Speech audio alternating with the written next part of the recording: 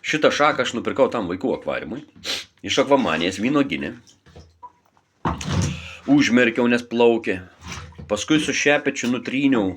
Iš visų pusių buvo purvo. Čia prie šaknies. Buvo čia įstrigusi plona šaka, išlupau. Tabaluojanti tokia. Ir dabar 4 parą, šeštadienis, sekmadienis, pirmadienis, antradienis. 4 parą vanduo tai kaip dumzlis. Gal yra koks receptas, kad pagreitinti tą procesą? Nes aš tą vandenį po tą kibirą keičiu. Jeigu jis tai pavarys į akvariumą man, kuris yra šiaip silpnas, naujas. Nežinau, ar gerai. Nu gerai, ten yra ant citrusai. Gal jiems patiks ta šaka. Gal tai pagreitins procesą.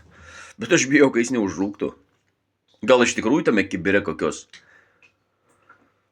druskas per manganatą dar ko nors šauti, nes vat visas kibiras yra glitnus nuo tos šakos.